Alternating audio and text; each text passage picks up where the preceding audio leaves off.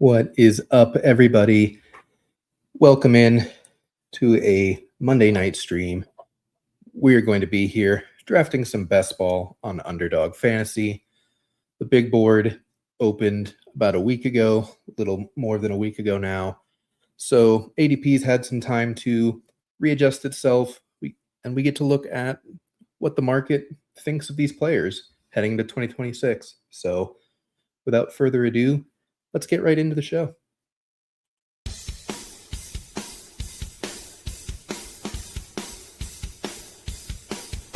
You're watching Fantasy Now Plus.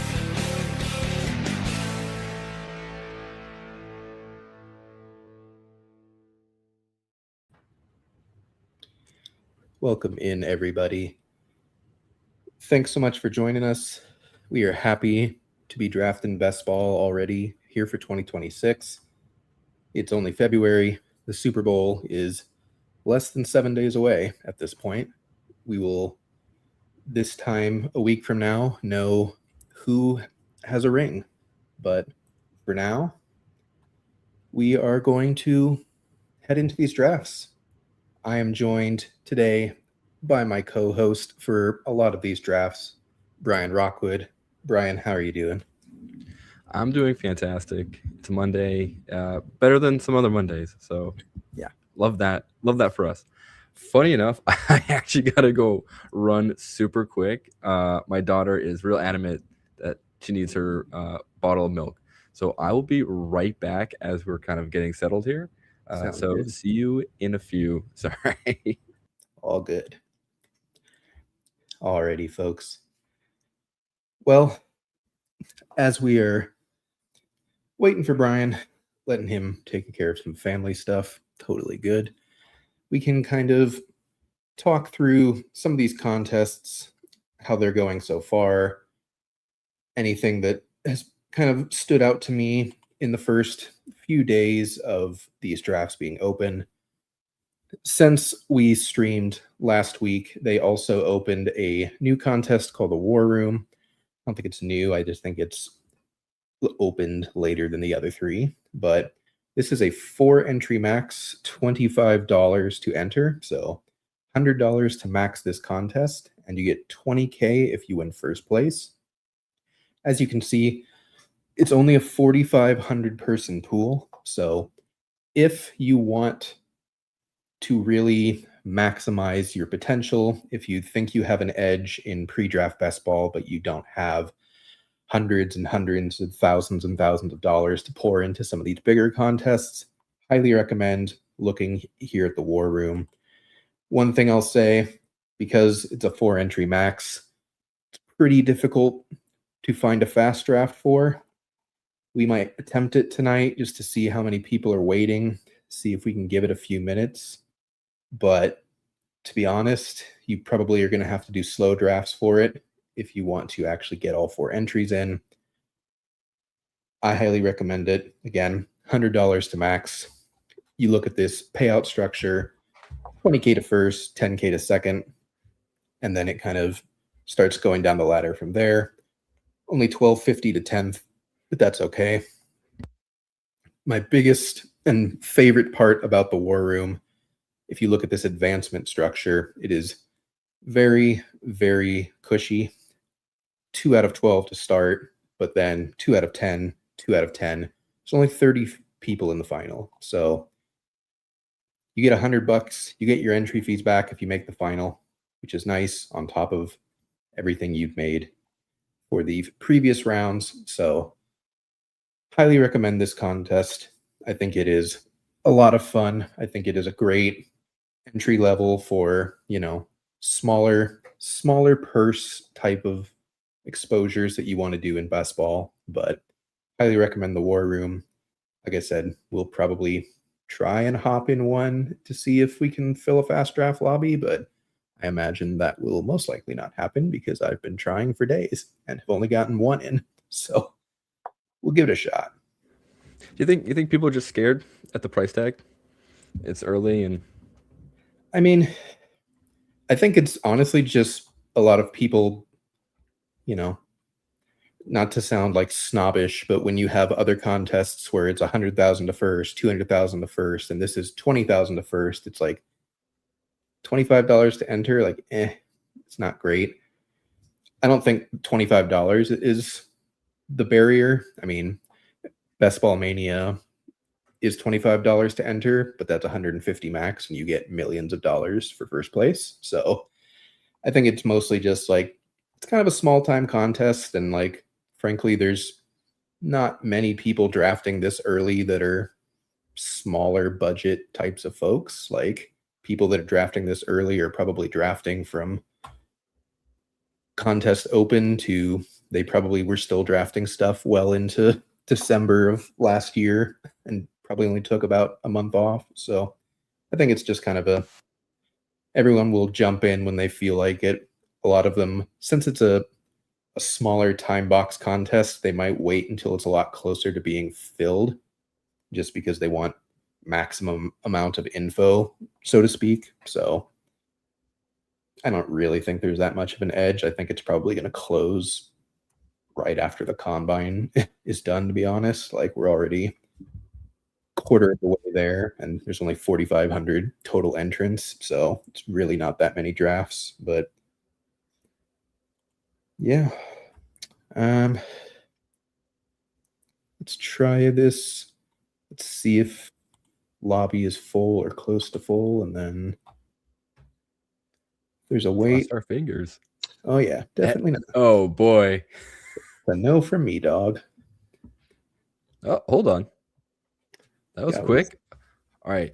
We'll give it a couple minutes. We can talk through a few things and see how things go, but don't want to sit here for too long on it. But have you done any best ball drafts so far this year? Yeah, so I've done a bunch of little board drafts, and they've been interesting. Yeah. A lot of the first round feels like it's kind of dictated my whole draft, which is typically how like most drafts go. Yeah. But sometimes you can kind of read the room, pivot, and start looking at different options. The drafts so far have been interesting, mainly because I think I am out of. I'll say this: I'm not as used to drafting this early because, like you said, there isn't a lot of information. Yeah. So there's a bunch of uncertainty around those like 5, 6, 7 rounds, which I like, but everyone else drafting right now also likes that because they're kind of tuned in and plugged in to the draft like environment in the meta right now. Yep. So finding advantages has kind of led me to have some pretty suboptimal drafts. So I'm pretty sure this is still very much like a learning process for myself. Yeah. And one of those being trying to draft teams that people aren't necessarily excited about right now, in hopes that as the season or as like the year progresses, there will be more steam behind those teams. And then now I'm getting that value, like that ADP difference in my drafts versus some other teams. And not to go too long on this one soapbox, but I jokingly said I'm drafting all Raiders. To me, like, and this will be the one clippable moment that I'll give in the first 10 minutes here. There's kind of, in my mind, there's a lot to like about the Raiders' potential if you believe everything that we're hearing about it. Yeah. So if they hire Clint Kubiak, if Mendoza ends up being better than Geno, I'll just say better than Geno. It doesn't have to be a phenomenal QB. But maybe he's just like exactly. If Mendoza keeps if Mendoza keeps the ball with with the Raiders on their pass catchers and doesn't throw 3 interceptions a game, then maybe we have something going with Jack Besh and Deonta Thornton, and more importantly, Trey Tucker, who put up a 40-point game last year. He had 3 touchdowns with Geno Smith. So there's pieces here who are all super discounted. Yeah. And as the ADP sits right now, you can get Genty in the first and then Bowers in the second. Yeah. So whatever, like a super stack here with the Raiders might be stupid, but it might not. It might be a very interesting pivot. So That's my little spiel as we're waiting here on just how my drafts have gone and just where they're hopefully not gonna go. Like, hopefully I don't continue to draft the Panthers and teams who have very low projected win totals. Yeah. But you never know. Definitely. Yeah, I'm very in on the Raiders with Clint Kubiak officially becoming their head coach at this point. We know the offense is going to get better. How much better, I think, like you said, rests pretty squarely on the shoulders of Mendoza, but this is not the Cam Ward situation of last season where, it was Cam Ward and dear God, what kind of team have we put around this man? Mendoza's coming into, in my opinion, a top 5 IRL running back. I think Genty is that good. Like, he rushed for 1,000 yards last year on that team. Probably the best tight end in football. If not, he's 1B. I think he's 1A, and I'm a Cardinals fan, and I still think Bowers is better. And like you said, Trey Tucker, very underrated. I think he's like a very solid Darnell Mooney-esque kind of 2. A couple exciting, relatively high draft capital second-year players now. They have, they're getting Mendoza. They're going to have a high pick in the second round that could be offensive line, could be a wide receiver, could be defense. We don't know, but I like the Raiders a lot. I'm not sure about mega stacking them, but we can definitely get into that as we hop into a little board here. I'm going to do a fast draft. Okay, waiting on 4 folks. If you want to join, if you have not signed up for Underdog and want to do so, you can do so using the promo code FN+. That's FNPLUS. When you play $5, there's lots of great plays available on Underdog right now for the Super Bowl. Now is a good time to jump in. But when you play $5, you get $75 in bonus bets to use on whatever you want to use it on. Could use it on these drafts, could use it on other bets. Definitely use that promo code. We have the 3rd pick. Interesting. Because I was just kind of mentally preparing for some of my drafts earlier and some talking points for this about how if you don't get Chase, Puka, or JSN, like, I'm probably just going running back just regardless of ADP. Yeah. And so now this unfortunately kind of signs us up for one of those big 3. I guess the question becomes, if somehow Bijan does not go 1 or 2, that to me is still a slam dunk, just like auto click Bijan. Yep. Is there any consideration for, say, JSN? Say it's like JSN or Bijan. Is there any reason not to go Bijan? No. Okay. I have my rankings loaded in. Well, that's an interesting start. If you somehow get Bijan to us at 103. Okay. I don't know why I got excited. I really thought, okay. I'm still good. Okay. Unless you feel very strongly about one of these 2. So, like, I feel strongly about both of them. Like, I do think that Jamar Chase still is that dude. I do think he's pretty elite. I think we still take Gibbs, though. And why is because something that we talked about maybe a couple weeks ago at this point, the running back cliff is steep. And taking Gibbs here, taking maybe JT or CMC here is still pretty egregious, but the 3rd round comes fast and there's nothing there. And then you're really just gambling and you're taking shots on different committee backs that are going to be free agents, which, yeah, we've kind of talked about it ad nauseum. There's a lot to like, but there's a lot of fear there still. So taking Gibbs and then taking probably another solid running back, and it's gonna be a while, and hopefully we can get another like top, I don't know, 18-ish running back in round 2. I'll be happy with that, and then you can kind of start working back through the wide receivers. But yeah, it is a bummer Because right now, so those top 6, everything else is kind of lame. Yeah. It feels not great at this point to draft a running back. So we'll see who comes back around. Yep. Yeah. I think my biggest takeaway through a week, as you've alluded to, running back goes early and often. It feels like the 2010s again, where it's just like the first 3 rounds are just like 66% running back.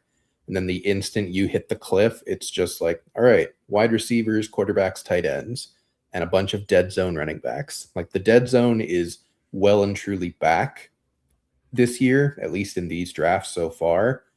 There's comes a point right around the 50-ish, 55-ish mark where you look at a running back and you're like, DeAndre Swift at 52? No, but thank you. And then Kyle Monangai goes in the 6th, and you're like, what? And you're like, okay, so I feel vindicated that the Swift pick was not awesome there. Yeah. So it's like there's just a lot of folks that really like running back. Man, this will be interesting to see what happens. I wish this would follow. It'd be nice. So I'm Bowers very firmly if he falls to us. Yeah. If he does not, he does not. Do you have a preference on these 3 running backs, or do you like a receiver? Definitely not these receivers. Not with how we're currently looking. Like, I want to just say Saquon because the season may have been gross that we just witnessed, but it is a little more, I'll call it, safe than Jeremiah Love, though Jeremiah Love is very exciting. Yeah. Maybe someone's scared. Maybe we'll just come back to us, but the way this lobby is going, I'm not confident. Yeah. Yep. I do have. Yeah, all right, fair enough. Yeah. I do have my personal rankings loaded up right now. It's relatively close to ADP, but not 100%, especially as we get later. Things get less interesting. I'm good with either of these 2 running backs, especially Henry if he falls. We'll see if he does fall. He does not. Boo. Yeah, I like Bucky or Josh Jacobs here. Okay. Potentially Bucky more. Yeah. I think he has a little less tread on the tires, and the Bucks like again, I know since we know a couple of these streams, we've kind of talked about the Bucks backfield and what that looks like for 2026. We don't really know, but Bucky we know for sure is on that rookie contract. He's going to be there, and he's probably going to be that starter. Yep. Sign me up for that. And just he catches passes. He had like the worst possible run out last year. Basically, the entire Buccaneers team had the worst possible run out last year outside of like their first 6 games. Everything was humming, but they were getting injured left and right. They were doing okay throughout the injuries. And then weirdly, as soon as people started coming back from injury, they just fell apart. I think it's largely because Baker got injured and then played through injury the rest of the year. And frankly, their offense goes as Baker goes. So it was definitely like not ideal how everything turned out. But I also think that, you know, as we've talked about, both Sean Tucker and Rachaad White are free agents. There's no guarantee they bring back either of them. There's no guarantee they bring back both of them. It could be one of them. It could be neither of them. We don't know. What we do know is that Bucky is the most talented by a long shot. He's the cheapest and the one that they're going to want to keep and feature.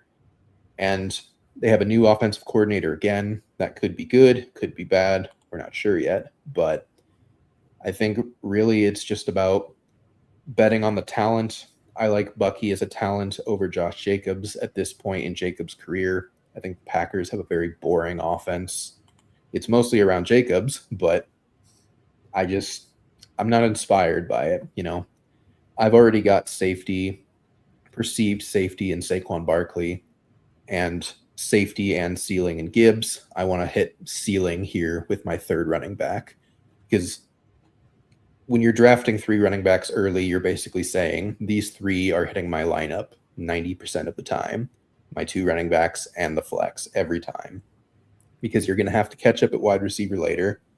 I think we can catch up at wide receiver later in this environment, but it really comes down to how how are we going to be able to catch up at wide receiver without giving up anything at running back? So I think going 3 to start is strong. I'm open to a 4th depending on who's there. I have a couple very specific targets in the 4th that I like. Otherwise, I kind of just punt the position for a while. There's a lot to be said about going 0 RB as like a contrarian because everyone's going so running back heavy.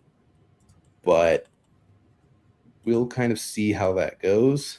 I don't feel great about the prospects of going 0 RB this early because, as you said, there's nobody. We don't know anything about landing spots, about caliber, like any of that kind of stuff. So it'll be interesting to see. Thoughts on going Cam Scadaboo? With who we have right now, it's okay. Because Cam Scadaboo probably doesn't really hit our lineup till like week 4 or 5 based off the injury, but that's fine, right? Like we have time. I do really like Ladd with the thought of going with Mike McDaniel. Yeah, and he was an ADP value as well. So yeah, that one's the easy swipe right. I think I don't know if you're on mobile. I think so. I think it's that's the case here. Yeah, but yeah, my thoughts on Cam Scadaboo. We know that we've got a really good sense of what he can be. We have a new coach. We have a new offense that should be more normal. It shouldn't be as unpredictable as the Giants have been in the past. But I don't know. He's great. We won't get him this time. But I think if you go triple running back to start, it's a really solid pick since he will be a value or he will be good for your lineup later in the season. Yep. Any preference on this big tier of wide receiver? We're on the goodness. Yeah. I was going to say Jordan Tyson, but it's probably just Waddle because looking at most of these people, it's going to be he is this wide receiver 1 of this bunch outside of Christian Watson. Yeah. The only question mark, of course, is Waddle's QB, but I think he's talented enough where it doesn't matter. Christian Watson is good. We like him. I think we still haven't seen him play 17 games in a row yet. Yeah. And the Packers don't throw. They just don't. They're never going to. So and I guess there's something to be said about Tucker Kraft coming back eventually, stealing targets away. I don't know how many games those two have played together, which is an interesting data point between Watson and Kraft, Dobbs, and whoever they end up picking. Golden is there too, so he should ascend. I'm not very confident in that, but that's a thing that you can tell yourself. Yeah. Especially as the rounds get later. It's possible. Yeah, I like Waddle there, especially having gone 3 running backs early. Yes, you want upside at wide receiver, but you can still achieve that while also getting a safe amount of floor with Jalen Waddle. Do I think any one of Tyson, Tate, or Lemon could outscore Waddle? Absolutely. But we don't know their landing spot. We can only project their draft capital, and we don't know if they're actually good or not. We just have our theories, and we just have data that can suggest one way or another, but cannot tell us for certain. Otherwise, fantasy would be a whole lot easier. So I like Waddle there. Wouldn't that be nice? I know. The one name I wanted to talk about was Luther Burden. His ADP is so high. It is in the 40s. He's a 4th round pick. We did have the chance to get him in the 5th, but I still don't know how much I love clicking that. I think he's talented. I think he showed a lot as a rookie, despite being in not great circumstances for most of the season. But I also kind of think that it's a bit of a mirage. I do think Rome's the one. Like, he's the higher drafted player. He's a more traditional X. He does all the things well that Caleb really needs from a number 1 wide receiver. he was just hurt for the majority of the season. It's very much similar to a Buccaneers situation. So I like Burden. I don't know if I would personally take him over Rome. I could be wrong, and what I think it's going to be proven one way or another this season for sure. But I don't really have a strong feeling one way or another. Yeah, I'll get to that in a second, but my eyes popped because Jane Daniels is right there, so Yeah, that seems pretty locked and loaded. And as for, I mean, Caleb Williams is right there. We're not picking him. We have no, correlation right there, rather no stacking right there, so it doesn't matter. nope. But to your point, I agree. I think Rome is the one. He was the one prior to that injury. He was pretty dang great for fantasy in those first couple of weeks. Yeah. When you hurt your foot and you are the number one wide receiver who's trying to run the most routes, that is a bummer. And that is really hard to come back, especially when you had at that point in the season playoff aspirations. So he was sitting as long as he could, and then you get to the playoffs quiet because he had to be. His foot wasn't completely healed yet. And now that we have an off season, he should be back. He should be healthy. It should be Caleb's favorite target. And I think DJ Moore is gone. I don't think the Bears really see a future with him now, seeing how Luther Burden played. And then Colston Loveland's also great too. So yeah, it's the that pass catcher room is kind of weird, but it's exciting from a draft standpoint because there's always a good option for you to grab, and you don't necessarily need to have all of them to play with Caleb, but having one certainly helps. Darn, I really wanted Hurts there. All right, what are your thoughts on Jackson Dart as a low key Konami code quarterback? I'm fine with him. We have Herbert for the stack, but I also just think Herbert goes too high, and I would rather push him. Okay. So I'm good with Dart here. That's definitely another thing that we need to talk through. Quarterback is very much a there's two very distinct sections of quarterbacks in this draft. You have all of your quarterbacks from Josh Allen down through right around Trevor Lawrence. So basically the 3rd through like the 8th round. And then you just have this huge chunk of pocket passers that goes from middle of round 9 down through about rounds 14 to not even, probably 13 to 14. And they all go. Just anyone with a pulse that we are pretty certain has a starting job goes. So anyone that you feel like pushing, anyone that you're like, yeah, I can let him go around the turn and get him on the way back. No, you can't. Almost certainly, no, you can't. You need to take your quarterbacks early. ADP is kind of false with them. You just need to suck it up and accept it because the reality is everyone is panicked. There's only like 27 quarterbacks that you feel good about drafting right now via ADP. And then it's just a bunch of shots in the dark. And you don't really want to be wasting your 3rd quarterback or even your 2nd quarterback spot on guys that may or may not be starters. It's a bummer because I've done a bunch of drafts now where I take Josh Allen when he's around ADP, and I say to myself, this is the correct play. Like, this is the correct click. He is the best quarterback. He gives you the most points. And then I look at my roster, I'm just thinking, man, that is such a high cost. Yep. This sucks. So especially when you can do what we did in this draft and get Daniels at 70 and Dart at 75, like Allen goes at 29, like it feels gross. All right, Jared Goff just went. Yeah. Where are you at with him as one of those top tier pocket passers? Because I didn't love him last year. Yeah. Obviously, they'll have a new offensive coordinator again. But that even feels too high as well. Especially that seems unstacked. Did they draft Amon-Ra? They have JMO. Okay. That is way above his ADP, to be fair. I think his ADP is at like the 107 range.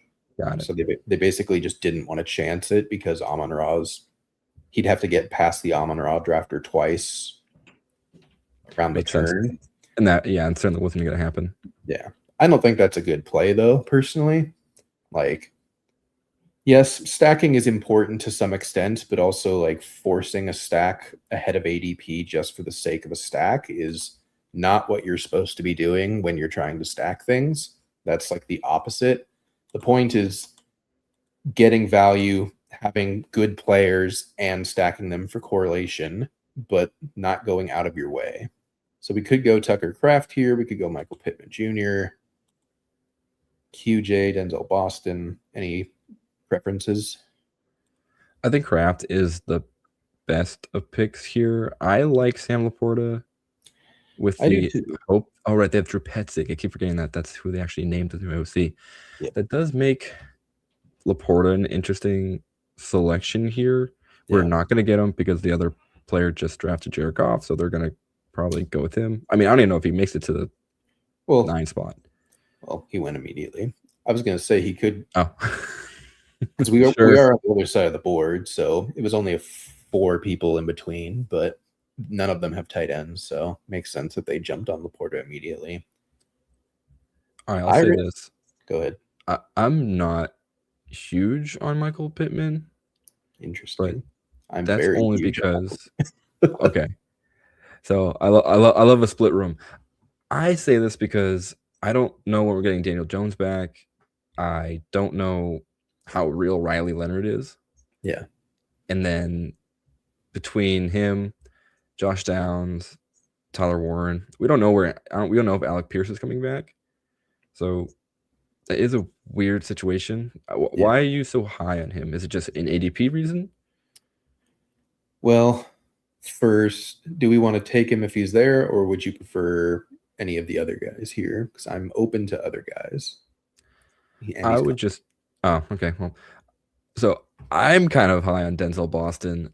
I have no idea where his landing spot's going to be. So this is a true wild card scratch ticket kind of pick here. I think he's really talented. Yeah.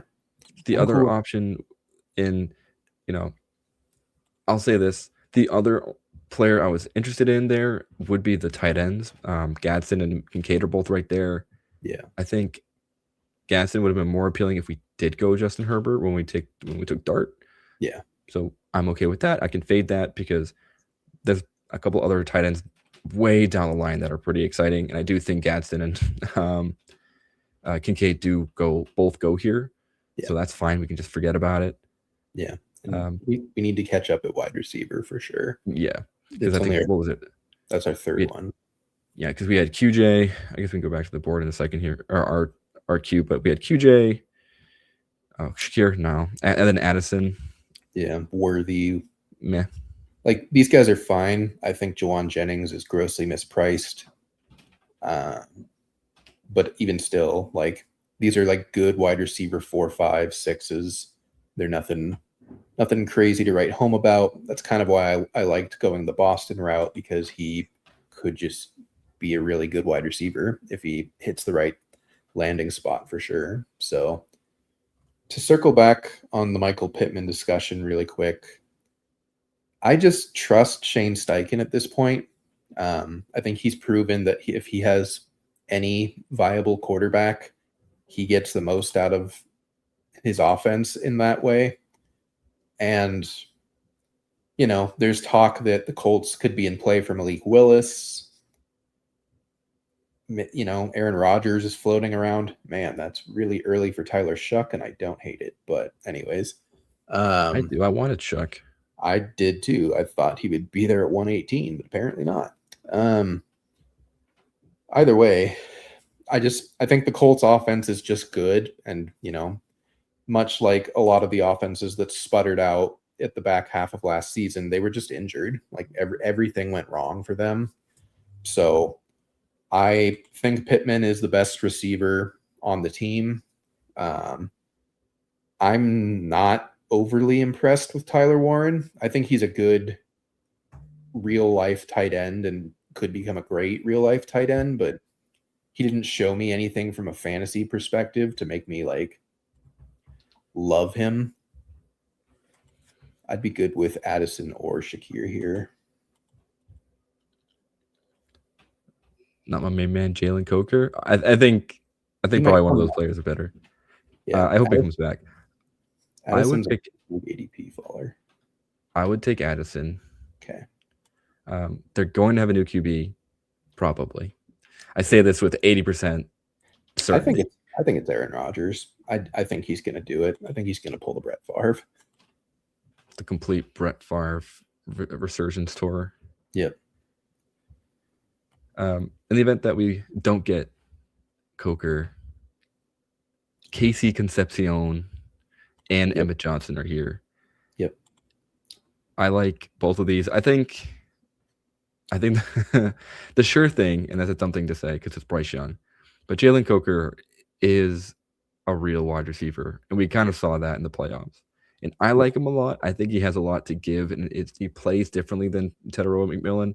Yeah. So they serve different purposes in this offense, which I really like. Yep.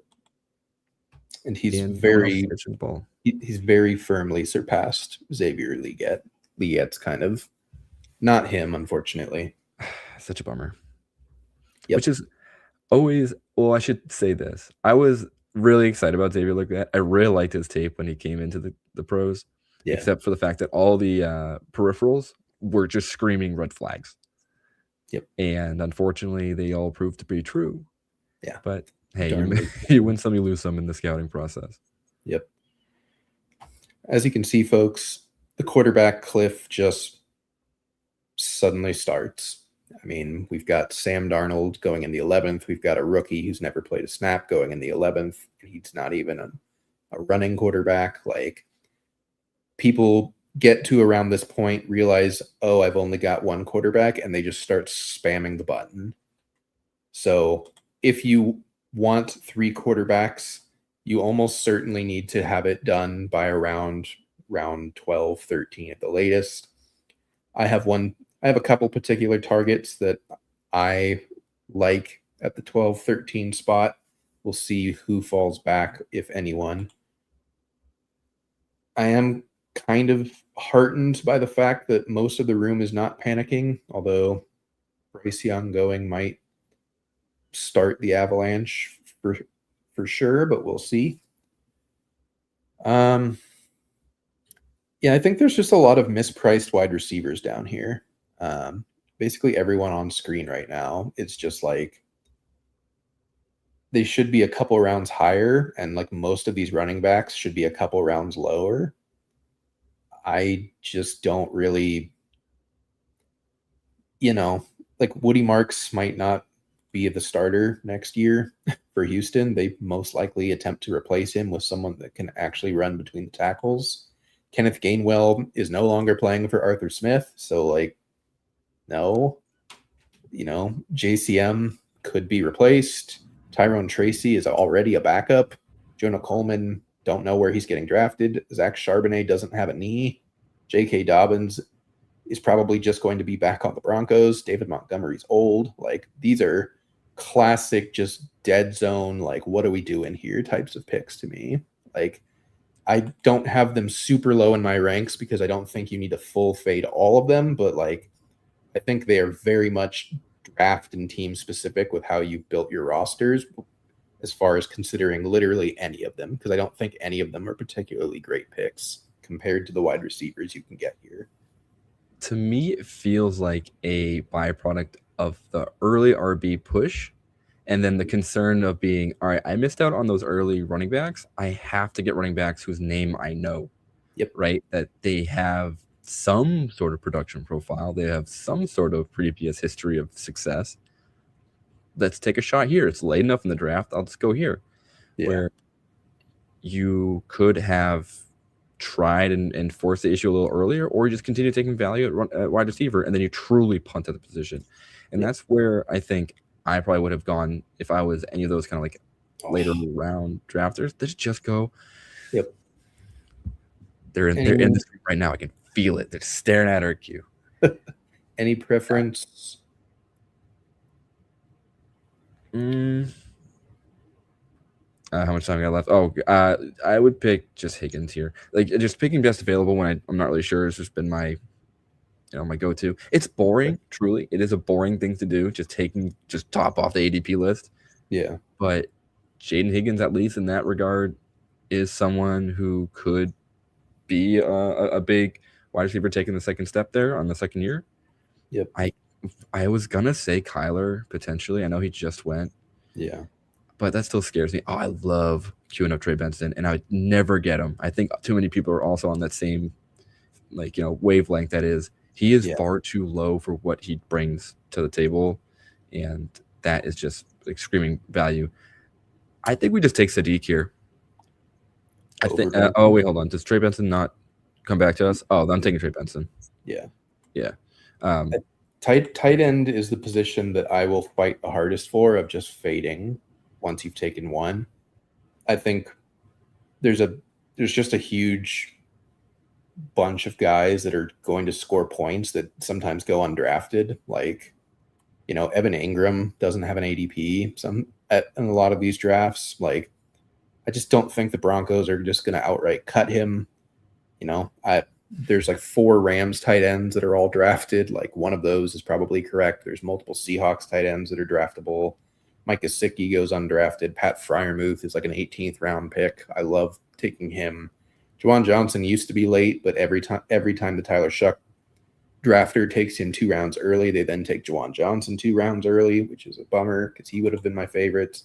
But I think there's a lot of late tight ends. So when there's like a close call like that, I usually tend to go towards like Trey Benson, or if we had wanted wide receiver, I probably would have gone Dobbs. I like Sadiq a lot, but I also think I don't know if he is the kind of difference maker where I'm just like really think he should be drafted over a good position player, if that makes sense. Very quickly, George Kittle, what are we doing? He tore his Achilles 3 weeks ago. 3 weeks ago. He's not playing. He's maybe playing in December. Like, is your team going to get there? And he's Probably 34 not. now, or going to be 34. There's kind of a non-zero chance he just hangs up the cleats. It's like in the 11th. I know his name is George Kittle, but like, he's not playing. Who knows? Maybe he's already ahead of schedule, best shape in his life. Just like they always say. Good luck. But it is concerning to say the least. Also, Sadiq is my prediction is that he is drafted by the 49ers. If that happens, then I think Kittle just sits out in the entirety of the year. And I think he just becomes a blocking tight end because he just loves playing football. But yeah. Oh, sorry. I was peeking at some at the mock draft database, and sure enough, at the 27th spot, San Francisco 49ers select Kenyon Sadiq, tight end, Oregon. There's just not a lot of teams that like need the type of tight end that Sadiq is, especially not in the first round. Most of them are very early. I would absolutely love if Malik Willis falls to us here. That would be one pick away. Sure. Got him. Smashing the button there. Done at quarterback. You have 3 Konami codes.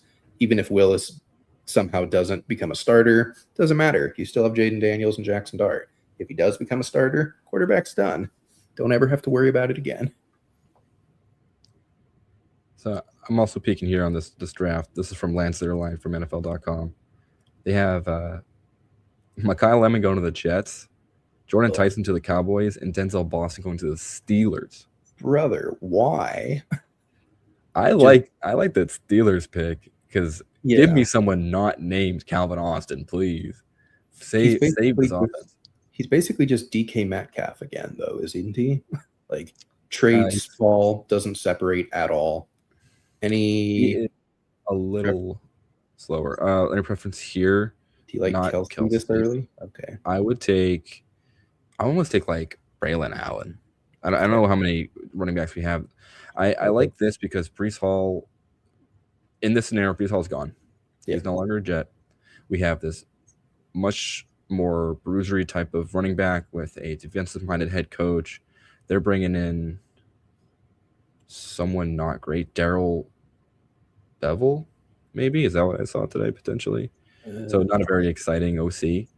So let him be completely healed, pound the rock, establish it. Yeah. And again, just like this late, I would rather try to take a running back who has some perceived upside versus, I don't know, like Kelsey would have been fine. I apologize for kicking off at Kelsey, It's fine. but to me, I don't know. That's less exciting. It is. I mean, the only reason that I'm interested in Kelsey is that like he didn't retire the instant the season ended. So I think with how that season finished, if he was done, he would have just been like, that was my last game. That was awful. I just don't think he's retiring because he didn't play with Mahomes to end it. It was a bad season. They didn't make the playoffs. Like he wants to go out on his shield, and he went out with a whimper. And whether he's good, like, is a different story, but he will be out there and he will be targeted to some extent. And it's Eric Bieniemy again, so that at least helps a little bit. And like his original ADP was in the 200s, which was like egregiously wrong, but I still have him at like 167 or something like that. I think he's fine, but I also again think there's still a dozen tight ends besides him in this range that are also fine. So I'm happy to pass on him for, like you said, a running back that has upside, that could have a job. Even if he's not the starter, he's probably still the goal line back. I doubt that they just draft someone who's exactly like him again. It's the Jets, so I can't say never, but it would be weird for them to be like, we have Braylon Allen. I know, Jonah Coleman. That would be Go for it. Yeah. Jokingly drafting all Raiders isn't a bad look. I'm just saying, look, I'm not saying let's start a movement. but I'm not saying that Trey Tucker is the steal of the 180th round or 180th pick. Did he already go? Yeah, he just went. Oh, that's right. Yeah, 180. What do we have for numbers here? 3561. Okay. I love Dylan Sampson here. I would agree. All right. Here's what I will say. Dylan Sampson, I think, is the correct play. Judkins is going to miss some time with that injury. Yeah. But Keaton Mitchell is so fascinating to me. He remains someone who I really want all the time. Yep.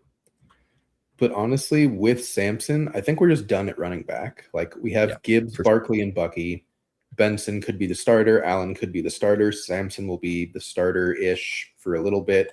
Could still have a role when Judkins comes back, especially with a new offensive mind with Munkin. So I think at running back, you've got a bunch of youth with Saquon, and you just kind of let it play how it may. Like, you know, if Keaton Mitchell falls like 20 picks past ADP, then I'm not going to say no to him. I do have a couple wide receivers I really want. Hopefully we get one of them. I also love Freiermuth, but there's a wide receiver in particular that I'm hoping is there. Yeah, I was going to say, there's a lot of guys here. Who is your highest? Trey Harris. Yeah. He's a second-round pick on an offense that we're now excited about. And we have Lad McConkey already. I will happily go with you. I think that is absolutely a solid pick here. I really like people in this. Did they take Torrey Horton before? They did. Yeah. So I really like Torrey Horton a ton. Yeah. Yeah. And in this range too, this is where we start seeing the names that I kind of will just take shots on, probably against my better judgment. So, you know, Jacoby Lane went right before we picked Trey Harris. I am medium. I think he's a player that had a pretty good Senior Bowl week, but I'm still not 100% sure if I like, you know, his play style. He's another big receiver with like really long, you know, catch rate, large catch radius rather, because he's got those long arms. Yep. But he's also pretty skinny, and trying to find that role in an NFL offense is pretty tricky. Like Omar Cooper Jr. is another guy that you can definitely talk yourself into it. He's a national champion. He definitely showed out with Mendoza this year. Seems pretty good. I don't know where Surratt's going. I think he went just a round before. Yeah. I think he can fall or even go another round. I think some folks are pretty torn on what to do with Tim. I think Cooper's better than Surratt personally. I think that's the growing consensus, and it's interesting to me because Surratt was only the name that I knew heading into the season. I think that's just goes to show how much better of a season Cooper had versus Surratt. Yeah. Well, Surratt just doesn't check really any of the boxes that we like in Dynasty. Like, he doesn't separate. He doesn't do great in contested catch situations. He unfortunately has some drops. Like, he's kind of just a big old X. Like, he's just Mac Hollins, like, which is fine for an NFL team. Like, every NFL team needs an X like that. But for fantasy, it's just kind of feels unlikely that he's going to do anything. Stowers going is a bummer. Oh, that's currently my highest exposure is Eli Stowers. And I know we talked with Will too about how he's a riser for us. Yeah. And I do think he ends up being the more NFL ready tight end, which then produces probably a more reliable amount of points for fantasy. Yep. Despite Sadiq being probably way more of an exciting player.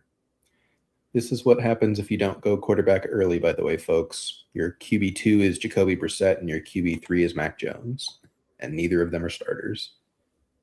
As long as Giuseppe, I am smashing the button on Pat. Yeah, this seems good here. He's going to be the starting tight end. They're almost certainly not bringing Johnny Smith back. Darnell Washington's probably starting on IR or on PUP. And quarterback's a question mark, sure, but right now it's DK Metcalf and no one. Jalen Warren is their wide receiver too. So Freiermuth was good. Like, we kind of just forget it, but he was good. I'll bring him up because I don't think we need him on this team, but to pay homage to the title of this thing, Mike Washington Jr., major Senior Bowl riser at the running back position, probably going on day 2 now, was not expected to. Any wide receivers on the screen that you like? I don't know what I feel about Jeremy Bernard. Can you scroll down? Because I actually don't even know if there's anyone else here. Slating the start? Oh my! Get the stack. Why not? Look, this is exactly what we're talking about. Yeah, he's going to play. That's what you need this late. He's going to play. Like, some of these guys just might not play. Like, Jeremy Bernard might not play. Malachi Fields might not play. Oh, and unfortunately, I don't particularly think Malachi Fields is that good. But I think that will end up being something the NFL will tell us very quickly. Because he was another name I know people on B-Sky were pretty higher on, I should say. They weren't necessarily like, lauding him as a phenomenal athlete, but he was someone that people liked what they saw this past week. I just can't buy into it. He seems like same thing with Surratt. He looks like just 30 to 40 catches a year, 600, 700 yards, but then also like 12 touchdowns because he's just a bigger red zone guy who can just use his size. Yep. I think we should go tight end to finish out. I've queued up my what's left in order. I definitely think we're lucky that Freiermuth fell. He really brought the room together.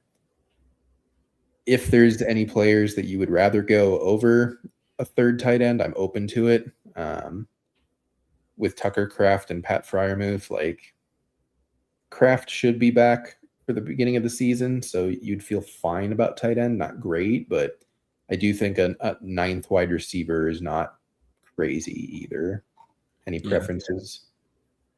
No, there's not a ton here that like I have to have. Can you just queue up wide receiver real quick? Yeah. Yeah.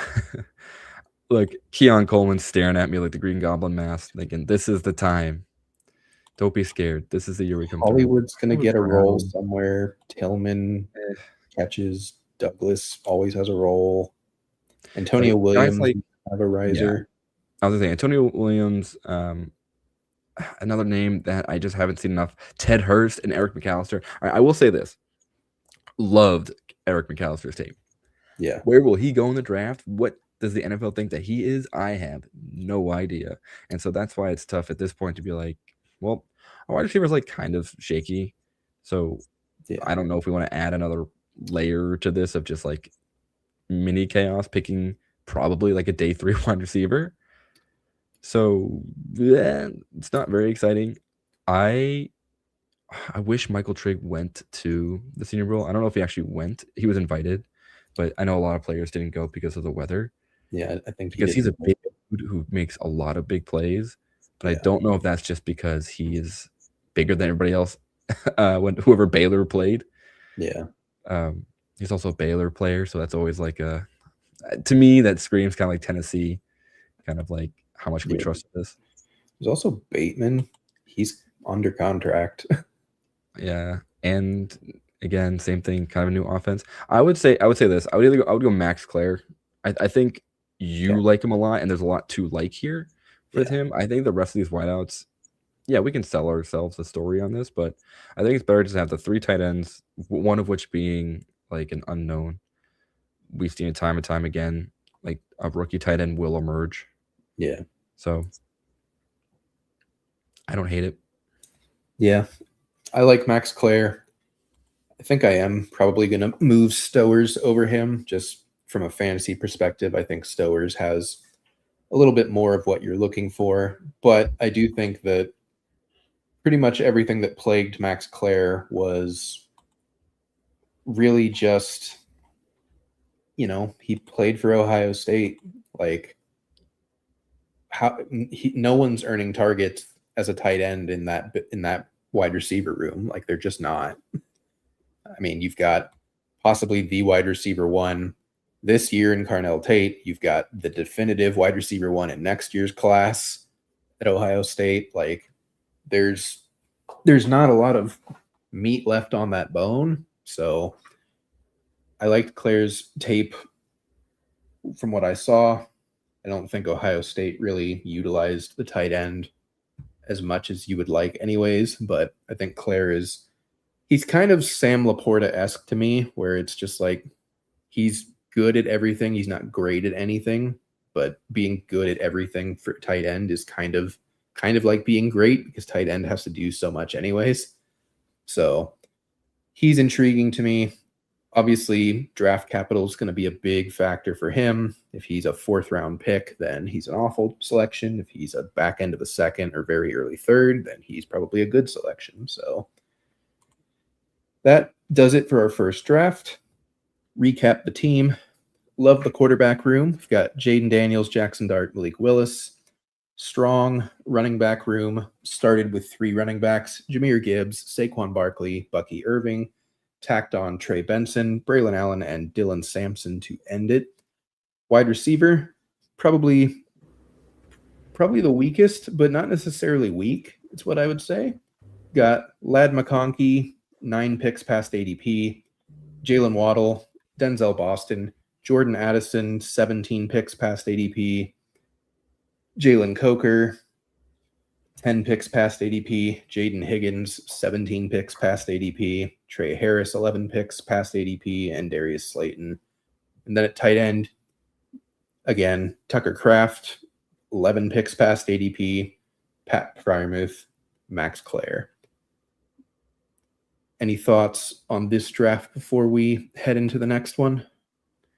This is the type of roster that I would feel pretty comfortable with going through the summer. Yeah. I think the build is kind of what you want at this stage of the game. And I Yep. don't know if it changes outside of like crazy injury luck.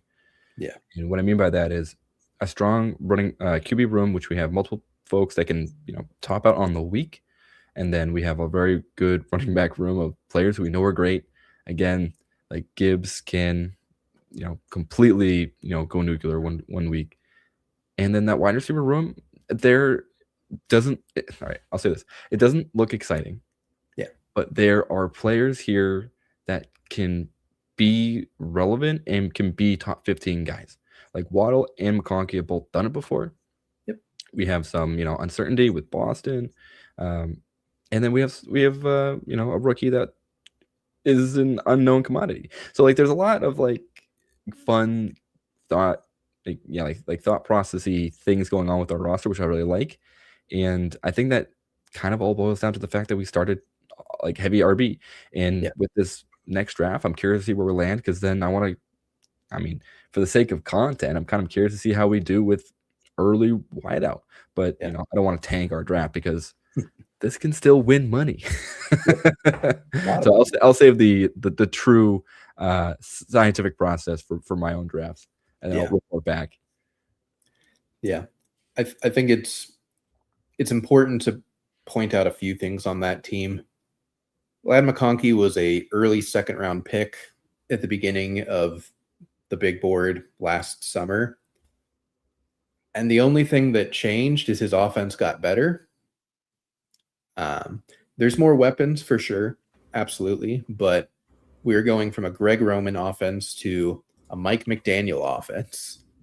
And if you think about what Jalen Waddle did in a Mike McDaniel offense, what Tyreek Hill did in a Mike McDaniel offense, like Justin Herbert is multitudes better than Tua. Amarian Hampton is different from Devon Achane, but probably about as good, maybe a little lesser, but certainly not that much of a step down. And Ladd McConkey, I'd say, is very comparable to like Jalen Waddle. Smaller, shifty, speedy. They just kind of surprise you with how they win, but they just consistently win. You've got QJ on one side, you've got Trey Harris most likely on the other. I doubt they bring Keenan Allen back again, but I could be wrong.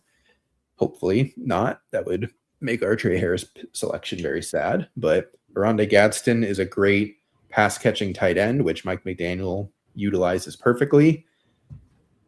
Everything's looking up for the Chargers. Their offensive line isn't bad. It just everyone died. Like both just decimated, truly. Literally both of their tackles to major knee injuries. Like I think their left guard went out for the year. Like they were playing like their 7th and 8th string offensive linemen by the time the season ended. Like they got blown out in the playoffs for that reason. It's the Chargers, so there is some amount of curse that's there, but you can't go into every season just projecting that everyone's going to die, because they're just not.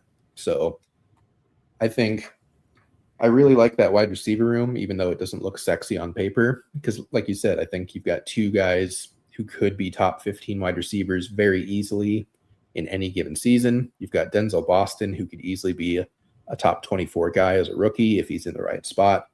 And then you've got a bunch of guys that will probably score you anywhere from 10 to 12 points every week. And that's kind of what you need in your wide receiver room, is just, I need guys that'll score points sometimes. Like, especially when you go heavy RB to start, you're not trying to get 4 wide receiver scores in most weeks. You're trying to get 3 running back scores and 3 wide receiver scores.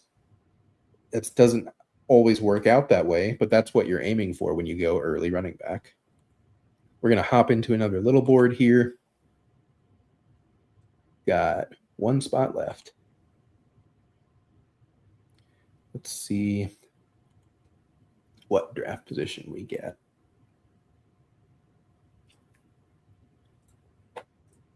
If it ever fills. Okay. We have filled. All right. We'll be getting back in the draft. Okay. Some similar names from the first time. I'll tell you who we'll wait. We'll see how it plays out. I have a very specific name in mind, and I think you have a very specific name in mind that I think we might have opened the show with. So we'll see.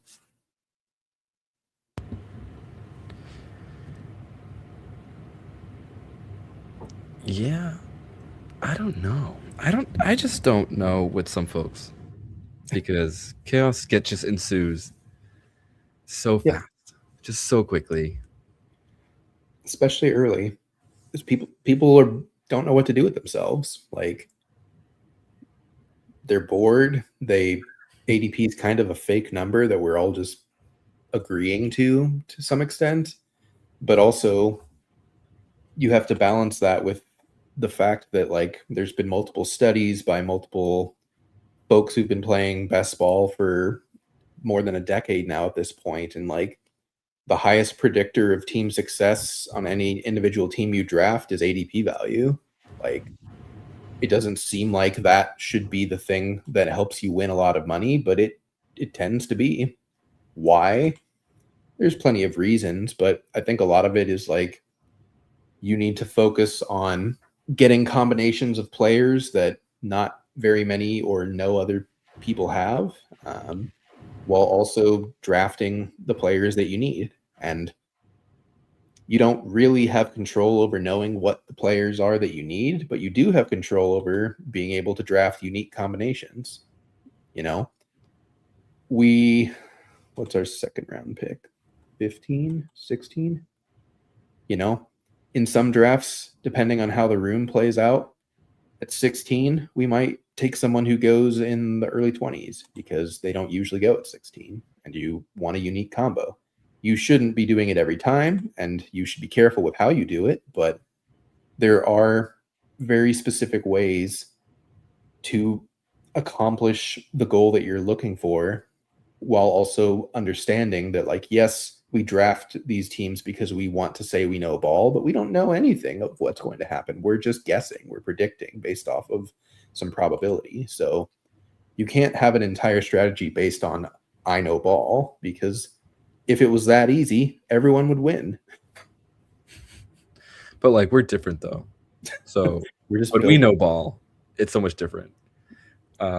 It's, you know, it's such a great point that we kind of have to reiterate. It's the fact that like ADP consensus, like I'll say it this way.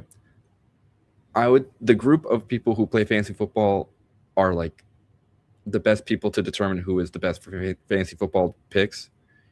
And I mean that because, you know, we do so many drafts, right? So like we as a group, I'll wait a second here. Yeah. Oh man, I kind of want CMC. I think Amon-Ra St. Brown's like the correct play, but like I think CMC, if he remains healthy, is super great. Or just Devon H. If with the uncertainty of the coach, I think CMC is the pick here. Yeah. But yes. So what I'm trying to say is, you know, it's consensus for a reason, and when we as a collective group decide, hey, I think CMC is a 10th overall, 11th overall pick, like generally that will land there, like barring something truly surprising. Yeah. And so when you get value on ADP, right? So someone falls, you're like, well, Jeremiah Love at 14. Okay, thank you. That helps London us out. Neighbors. Hampton or Bowers. I like Neighbors over London. Okay. I think just from like a player standpoint, I know Neighbors is still hurt, but I think this is still right. Yeah, if Neighbors didn't have the injury, he would be like my 109. So yeah, I'm happy to take an injury discount for him. But yeah, I think everything you're saying is right. You know, if you were in a position where you think that ADP is wrong, you should have drafted last week. We streamed last week. When the contest opened, some of that ADP was flat out wrong because it was off of one person's random projections. You know, they're not going to get everything right. The market very quickly corrected itself on a lot of that stuff. We had a whole video come out that talked about it. You know, we talked about Kyle Pitts going at like pick 53. He goes in the 90s. It only took 1 week to go all the way into the 90s. Like, ADP doesn't usually move that fast. It's because people said it was wrong and they were right. So if you wanted to really just, I know exactly the order that players should go, you should have drafted last week. It's kind of too late now. You still can in certain spots. I'm not saying that you have to just draft the best ADP's pick every time, because that is not guaranteed to work. But studies show, data shows, ADP value is the name of the game. ADP value is what you want to look for. And you want to target players who you think are either going to rise and have not risen yet, or are going to probably fall, and you want to avoid the players that are probably going to fall and wait for them to have fallen. So, for example, Rashi Rice, we don't think he's getting suspended again, but he might. He might. The NFL is weird. The NFL is fickle. If you think his ADP is going to fall, you shouldn't be drafting him right now. I wouldn't take him at 20 anyways. I think he's more of like a back end 24, 25 type of player. But if he's also a top 12 wide receiver when healthy and playing with Patrick Mahomes. So those things are likely to happen next season. He's at a discount somewhat because Patrick Mahomes might not start the season healthy and Rashi Rice might not play a full season because of suspension. So if you think his ADP is wrong one way or another, use that to your advantage when you draft. But I don't think you should just not draft Rashi Rice, and I don't think you should draft 100% of Rashi Rice. You just need to figure out how you want to attack every single player individually as far as how ADP works. That's why this game is so much fun. That's why it's hard to do this on the fly while streaming, because you have to keep in mind like all the different things that could happen, all the way that a room is going, the way that players are being drafted. So it's a delicate dance, but it's what makes this game so much fun, and it's why we're going to be doing tons of these streams all summer. It's just the best part about fantasy football. Doing the drafts, playing the game, seeing where the ADP lies of all these guys is just too much fun. At least in our opinions here. Yeah. Like right now, this is a very interesting discussion between like you have not queued up Josh Allen. Nope. And so I will not. So now we're staring down T. Higgins, AJ Brown, Ladd McConkey.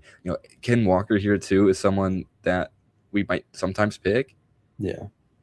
I don't know. Like, this is where it gets really funky. I think our queue right here is fine. I think it stays as is. Okay. It also opens us up to that Burrow T. Higgins stack if you want to do that. Yep. But again, that's like kind you of said, the main reason. Like I like AJ Brown better than T. Higgins, but his situation is a lot more in flux of, is he an Eagle? Do the Eagles decide to throw the forward pass for once? I don't know. But now if Josh Allen falls to the fourth, then I'll take him. I just don't think he's going to fall to the fourth. But we literally talked about it. Like, third round quarterback, you just hate your team. And I think that's correct. Like, you get so behind. Is he going to fall? That would be insane. Oh, man. Do you? Oh my God! Wow! Yeah, I mean, now we take John. That's how the game works. In the third. That's why you don't take him. The falling ADP right there is exactly what we're talking about, right? Yep. I think because what is he actually projected? His ADP is what, 28? Can I see that? Yeah, 28.3. Yeah. So we got about 6 round down. Yep. That is very good in terms of getting value. Yeah. That's one you'll write home about. Well, don't do that because that's lame. But and we got T. Higgins like 2 to 3 picks past ADP. So like this is a unique combination. This is not a team that many people or anyone yet has. That's why you can't, regardless of your stance on any player in this draft pool outside of like later round picks where it doesn't really matter if you have that big of a stance, if you get ADP value, you really should just take it. Like, you can maneuver your portfolio however you want to. Of course, there are ways to take value while still having stances on certain guys, but the reality is that you should be trying to build teams like this where you get 3 guys in the top 36 that you feel really good about, and you get a 4th guy from the top 36 that you also feel really good about, especially when he is at pick 40, a full round late, and he's the top QB on the board and has been the QB1 for like 3 consecutive years at this point. Do I love the Bills' offensive situation? No, they're still stuck with Joe Brady. I think that they run their offense idiotically, to be honest. I think their GM is a moron. He got a raise somehow. That's certainly something, I guess.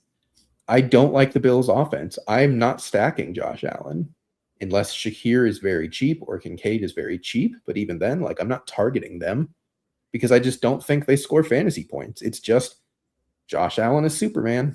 That's all that ever happens. But I'm not going to stare at him at 40 and be like, I don't like the Bills' offense this year. I'd rather go with Zay Flowers. I just wouldn't. I would rather take the ADP faller, whether I agree with it or not, and make sure that I have maximum amount of value on this team.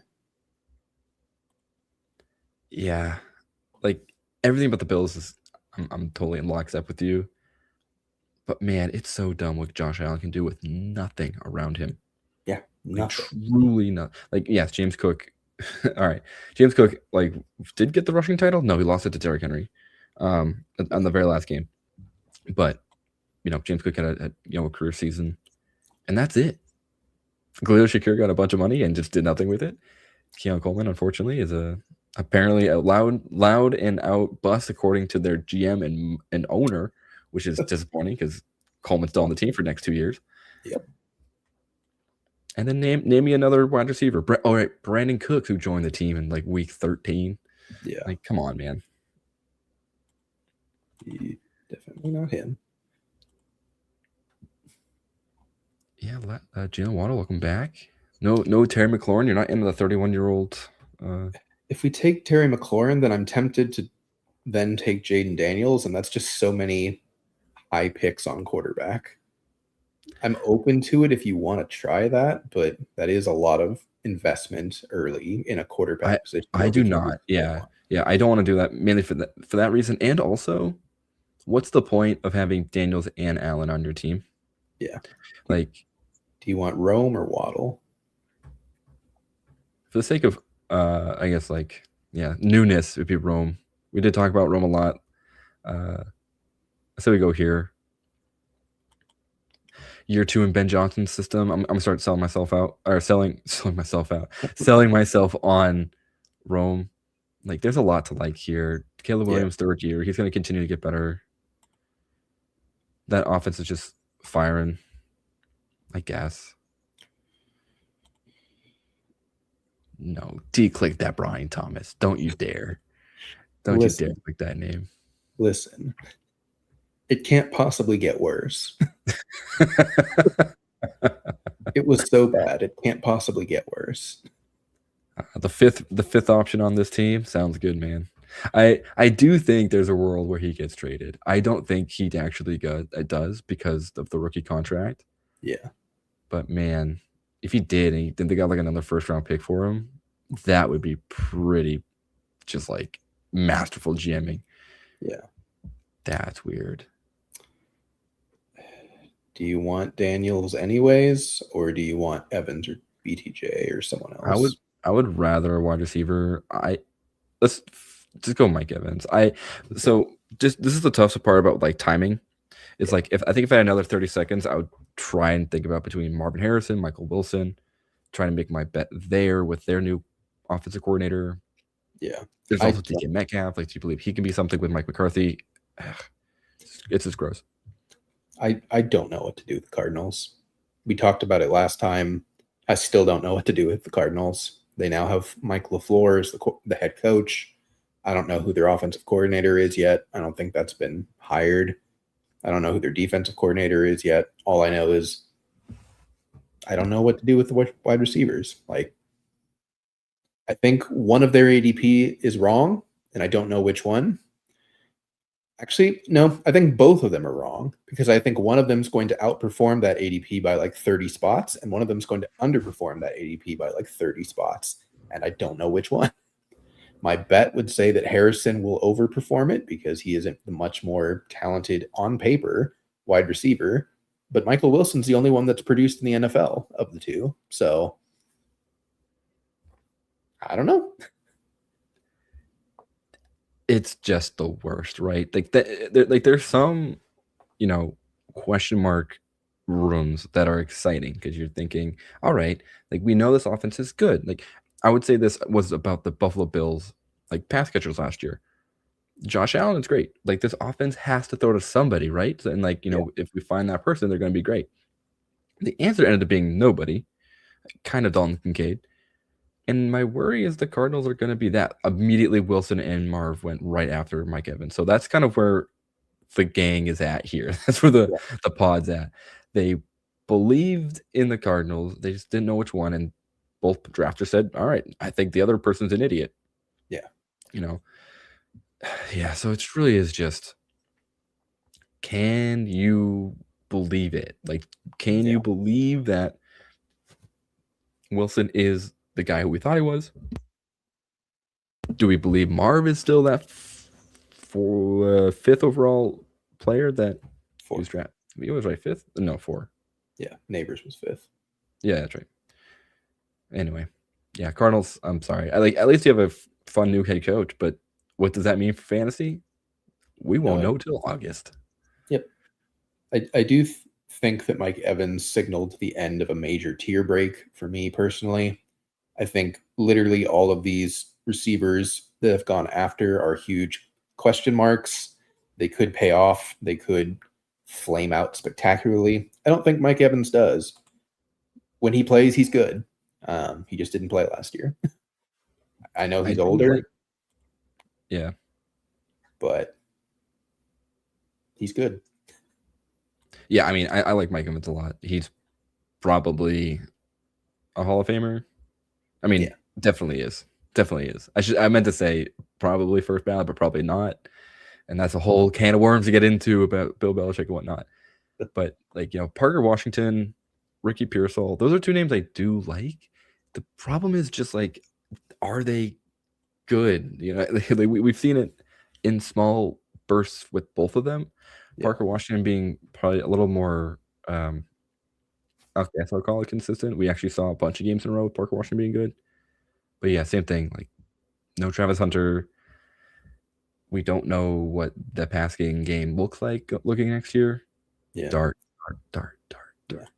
I like Dart here because of A, neighbors, B, if I'm going to pick 2 QBs who have really high ceiling, like I want them to be this far away, because I think between Allen and Dart, we picked 3 players? 2 receivers. And that would have been different. So if we replace Evans and T with McLaurin and Daniels, that feels way worse. I just say way worse, but it didn't feel as exciting. Tony Pollard was weird because he was still, I'm pretty sure, a top 12 running back last year, despite the fact that the Titans were awful. Maybe not top 12. I think it was 15 or something, but still like good-ish, kind of. The only reason I have Pollard queued is that it's just kind of cool. I mean, even with Pollard, it's still a question mark. He might not even be a Titan. So I would prefer a tight end, I think, unless there's a receiver. We've talked through this receiver core already before. You just want Kraft again? I would just take Kraft again.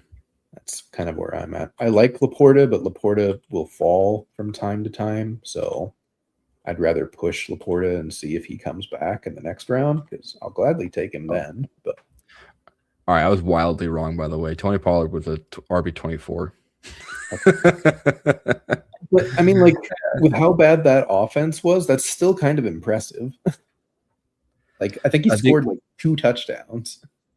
He had, let's see, I'm staring at it.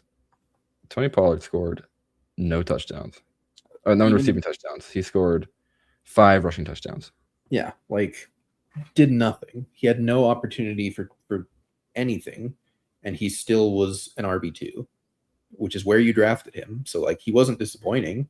He just didn't do anything beyond what you expected. He didn't feel great to roster, but he did, like, eclipse 1,000 yards. Yeah. And 200 yards receiving. Like, yeah, he was totally fine with baseball. Then I'm staring at Kenny Gainwell, who ran for 500 yards. But he I had, don't, uh, yeah, he had 73 catches, which is like, and this is a half PPR scoring. So obviously yeah. that gets a big bonus. I just Ridiculous. I don't feel that bad about Gainwell because no one drafted him. Like I think Yeah. he was in like 15 total Best Ball Mania teams because no one was drafting the perceived RB3 of the Steelers. He just ended up being the RB1 for reasons, named Aaron Rodgers and Arthur Smith. Yeah. He led, no, he was, well, fourth amongst all running backs on receptions. Just insane stuff. And now he's a Do you know how free many agent. I have no idea Yeah. what to do with him. Do you know how many catches Christian McCaffrey had? 108? Pretty dang close, 102. Yeah. I think he What? was if he was just a receiver, he would have been the wide receiver 4, if I remember correctly. He had more catches than Chris Olave. Yeah, he had more catches than almost anyone. Very cool, Christian McCaffrey, and that's why we take him in the first round. Yeah. Even if he this is the thing I sold myself on Terry McLaurin last year. So like Terry McLaurin had like career highs in catches and touchdowns. Yeah. Like my thought was, all right, even if he like regresses to a little bit towards the mean, like that's still good. Like that he's still, I'm still gonna be like sad about it. Like with Christian McCaffrey, say Christian McCaffrey only catches 70 passes. That's still higher than the majority of running backs, and still, that'd be right as of last year. That would have been wide receiver 23 in catches and receptions. Yeah. Like that is just an absurd cheat code at the position. We're possibly lining up for either a double Bills or double Giants or both stack here on this turn if we want it, depending on what falls to us. I like Kincaid the most, which makes me feel like we would probably want to go Kincaid Shakir. But never mind. I just don't like Shakir at all. As a wide receiver 5, I think he's fine. Like, all but right, that's fair. Yeah, let's go Kincaid. Because honestly, yeah, I could be done at quarterback and tight end on this team and feel totally fine with that. Just 2 and 2. Allen, Dart, Kraft, Kincaid. Just be done with it. Like I'm very curious to see how that plays out because I think that is fine. Those are just elite players. Yeah. I shouldn't say elite yet for Jackson Dart, but you get what I mean. And we have to really make up running back late. We still only have CMC on this team right now, which is fine. That's how we wanted to build it. But if everyone, would you go Coleman over these 3 receivers if presented the opportunity, or do you want a receiver more? I would want Juwan Jennings a little more. Okay. I think Jennings is that wide receiver 1. So at least that helps us with our, start 3 wide receivers. Yeah. Yeah. I don't know if I want Wandale for this team, actually. On the off chance he does go back to the Giants, I don't know if I want a double stack with Dart. I mean, I wouldn't hate it, I guess. If I'm double stacking Dart, I think we're getting Theo Johnson at the end. Yeah. I think we're for sure done at quarterback. If they both have the same bye week, then whatever. But a third tight end is certainly still possible. He's not someone I'm caping for. Wow. Didn't even get a chance to decide between Coleman or Jennings. Yeah. Jennings for me, for sure. Yes, we passed on 2 stacks, but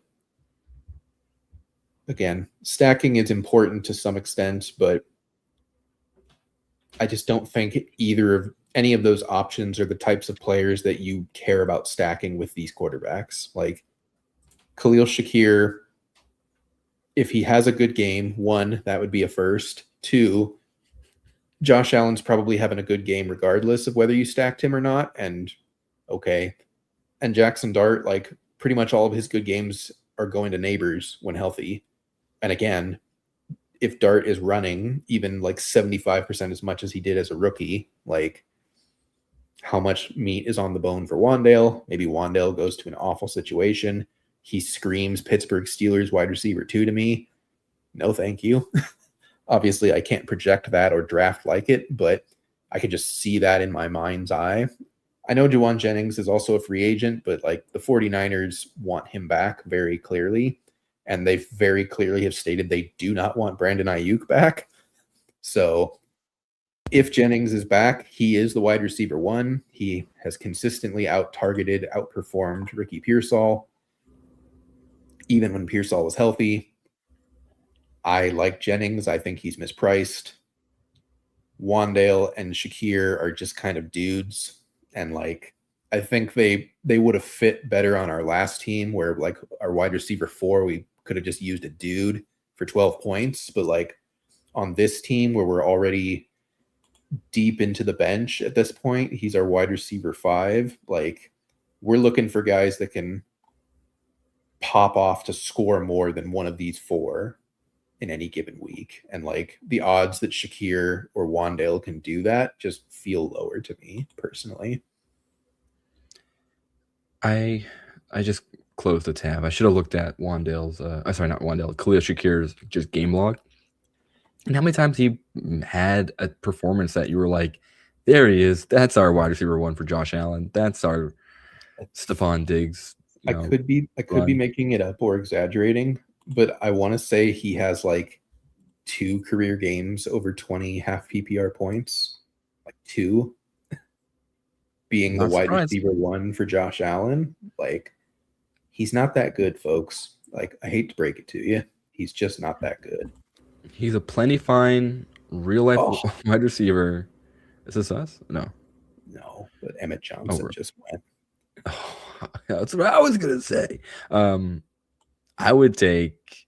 Oh man, I like taking Tyler Tracy here, but I don't know how many times I've seen Bill and Tracy at the same time. I guess it's just JCM and hope that they don't draft a real running back. I guess the positive here is that the draft class for the running backs are probably primarily day 3 picks. Yeah. I don't actually know how many guys are going day 2.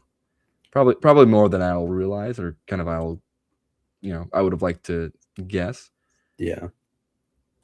But man, yeah, this class is interesting when it comes to running back. I think we're kind of just staring running back in the face for a while, to be honest. Oh my God. Oh, Kamara's good. Yeah. I mean, like, these are the kinds of guys that you want to draft if you go anchor RB. Like, all these guys, like James Conner probably will just be a starter somewhere, like just flat out. Whether it's in Arizona or not, I don't know. He's cuttable. I don't know if they want to cut him, but they can. Kenneth Gainwell is going to get some type of decent contract. J.K. Dobbins is probably just back on the Broncos as like the main back again. Tajay Spears catches passes. Trey Benson, we've talked about. Jordan Mason is the only back under contract because they're going to cut Aaron Jones. But Aaron Jones is also not like terrible, so he probably gets a job somewhere. Kamara's still under contract. Like, you can go late RB. Do you want Gainwell or do you want someone a little bit lower down the board? Dobbins is actually pretty interesting to me, considering what he did this year. I think going Dobbins here is safer because he's probably going to come back on the Broncos. He was really good for them, and you kind of saw what that offense looked like without him. Yeah, it wasn't awesome. Like RJ Harvey wasn't super great. I think he's a fine player, but not an every down, grinder, kind of like J.K. Dobbins could be. Yeah. I don't know. I don't know how much they love RJ Harvey.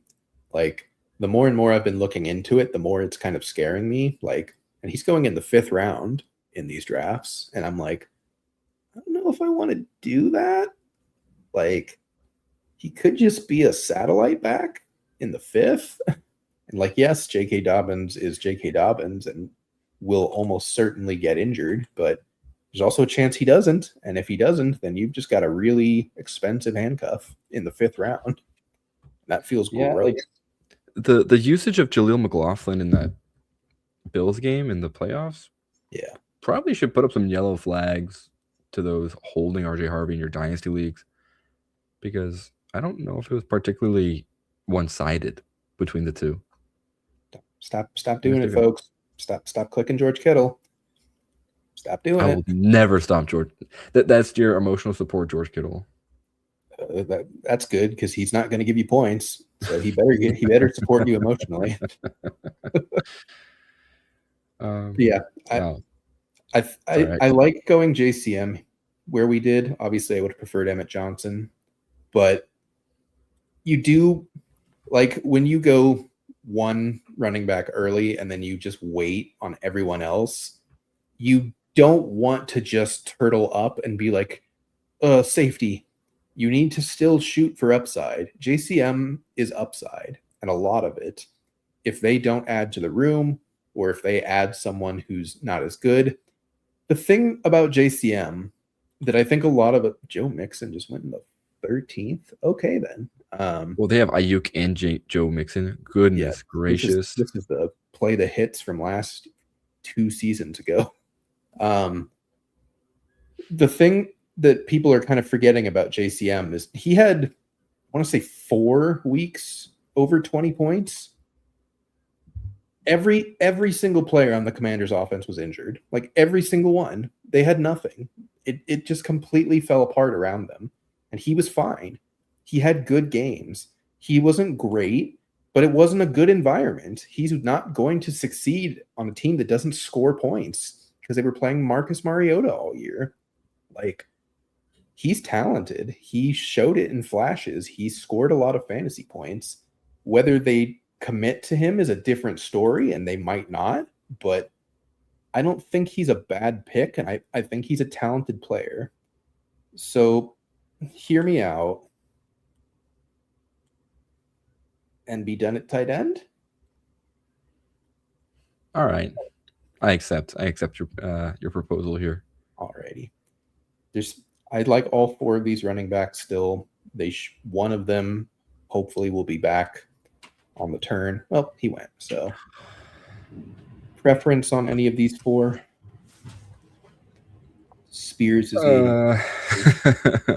Charbonnet scares me. Vidal is interesting, but I think it's Spears or Mason, and I think it's just Spears. I don't know. It's really tough too because we have Dable now over in Tennessee, and what does that mean for that running back room? Who knows? I mean, it's probably a more eccentric offense than whatever Mike McCoy had. Yeah. I mean, when Daboll had Tracy and Scadaboo, I think he was trying to utilize both of them, and Tracy just kind of sucked, honestly, and Scadaboo just really didn't.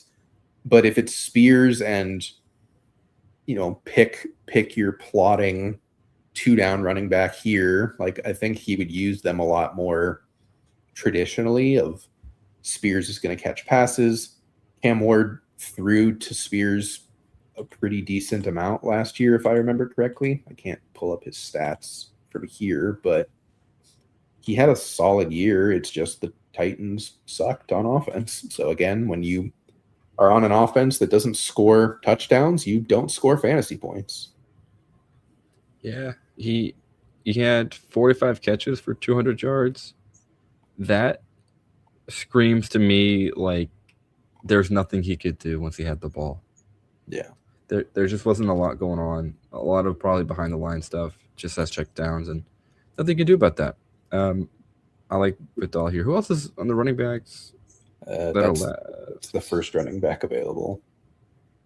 Okay, Dylan Sampson.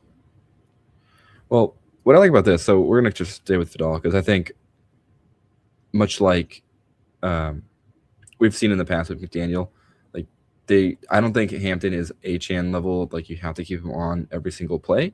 Vidal has proven to be a plenty fine normal running back. Yep. I think they'll probably get usage between the two of them. Yeah, what I want to say and what I add is this is a Mike Washington angle, by the way. Yeah, definitely hoping he's there. I don't know how early to pick him. I would love to pick him at 17. I'd be nervous he doesn't get there. So maybe at the 16-4. Is he even getting drafted? Yes. Is my question. Did he get drafted in the last round? Yeah. Our last. He got drafted in like the 17th or 18th in the last draft. Okay. Him and Adam Randall are very much people are wildly in on. Okay. I am not in on Adam Randall. I don't. Been talking to some folks on Blue Sky who were at the Senior Bowl, got to watch him in person. They were not impressed by him nearly as much as some other folks were. I'm not really sure why he's being touted. He's basically a converted wide receiver who plays running back, but he can't run routes or catch passes, which that's weird to me. Yeah, because how did that happen? Yeah, doesn't really make sense considering that he was supposed to be good at specifically that. But you know, I don't even know if he'll be a Tyrone Tracy level player. I don't even know if he'll be a Brashard Smith level player, to be honest with you. We're scraping the bottom of the barrel in this running back class for someone to be interested in. That's pretty much where I landed. It's a lot of, hey, we can look at this fun name. This guy can be something. Yeah. And realistically, that's not quite the case. It's just a lot of guys who are fine. They'll just be, RB 2, 3s everywhere they go. No one's really going to stand out outside of Jeremiah Love and, potentially a few of the guys that we've talked about, like John Coleman, Emmett Johnson. They at least have a shot. Katron Allen has a shot. Yeah. But I don't know if I love this Adam Randall fella. He's 6'2", apparently. And that's kind of exciting because that means he could just be, he probably ends up just being Phil Maffa again, just like a big dude who kind of plods. But we get Samson back, so all right, that feels good. Oh, okay. Where are you at Jonathan Brooks? I think he's a fine click. You shouldn't be expecting much, but everyone down here, you shouldn't really be expecting much. As soon as Samson is gone, the tier is done for me, and every other running back is just like a pure coin flip on, does he make the team? Does he play a snap? Does he touch the ball? Does he matter? We like Keaton Missile, but the Ravens don't like playing him over Justice Hill. Brian Robinson, who knows where he is? Should we just reach for Mike Washington here? There he is. This is what we're talking about. Here we're at. This is what we're saying. We're just take the reach. We're now gambling. Yeah. That his ADP will continue to rise throughout the season. Yep. And so now we're just trying to beat the market to Mike Washington, who will be a 5th round draft pick to a team who doesn't need him. Thankfully, Adam Randall, I have no faith in. Mike Washington, I have lots of faith in. I do think he's very firmly a day 2 pick now. I think he impressed a lot of scouts at the Senior Bowl. I think he was good at everything that he was asked to do. Senior Bowl and running backs is not a great mix because they don't ever tackle besides the actual game itself. So you can really only kind of just judge athleticism for the most part in Senior Bowl practices. But he was good in pass protection. He caught the ball. He is a good runner.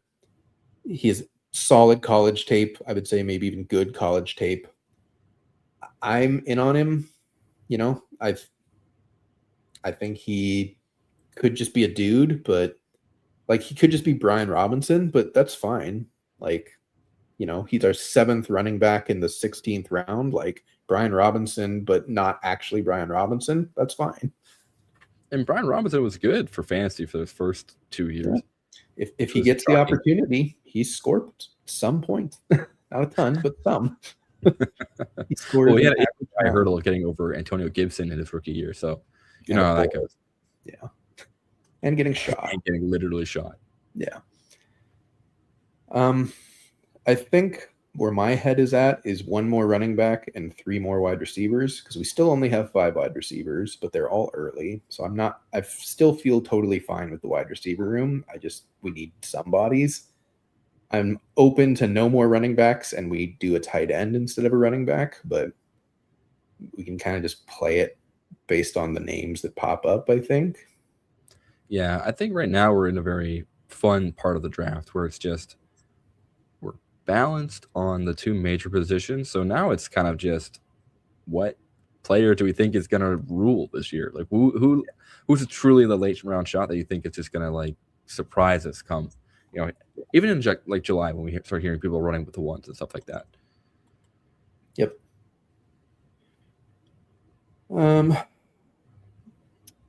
Yeah, we'll see how this plays out. There's some names that I'm eyeing, but I don't know if they get to us, so we'll see. There goes one of them. Let's see. Colby Parkinson's interesting. I don't really know if I want to buy into that just yet. Yeah. I'm also open to Keaton Mitchell as our last running back and going wildly unbalanced at the running back position. I think we both have got again. Stop taking Torrey Horton. Stop listening to us. There's also Eli Stowers down here. I mean, so that'd be our fourth tight end, right? No, our third. We only have two. Okay. Because I thought we took Juwan Johnson too, right?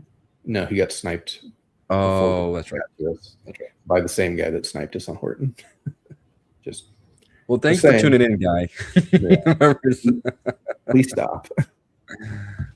Appreciate you. Make sure you hit the subscribe button down below. Yeah. But wide receivers kind of just random at this point. Like it's just kind of navigating a field of like, who do you think makes a roster and plays? But that's fine. Like, we're just looking for all of these guys to score 1 week out of the season, really, because you're hoping for this 5 to be the 5. Do you want Omar Cooper Jr.? I do want to take a rookie here. I would take Omar Cooper Jr. definitely over Brazel, which feels bad because Brazel has a pretty exciting profile. He does, but he could also be like a late 3rd pick, and I don't think Cooper falls that far. And just like I don't know how much Brazel will rise in ADP comparatively. I know Cooper's going to rise the instant the combine happens because he's going to test well. Yeah, they're going to have your 6 anonymous GMs who are like, oh yeah, he's a day 2 pick for sure, and then everyone's going to be like, I know, 12th round, because that's what best ball. That's what the best ball community does, is they smell a rookie, the rookie has any steam, and they're like, I'm smashing the button. Yep. It's usually wrong when they do that, but it's not always wrong. So you want to be taking these guys now while you can, especially when you believe in it. We've taken 3 straight rookies. I think that's a good idea with the team that we've built. We had no rookies up to this point. It's a good mix of veteran, young, talented. I think every position has its strengths. Like, I know running back looks kind of gross on paper, but I don't think it actually is when you look at it. Because again, once you get past the 4th round of running backs, I don't see a difference between JCM at pick 120 versus like Kyle Monangai in the 6th. I don't see a difference. They have the same range of outcomes to me.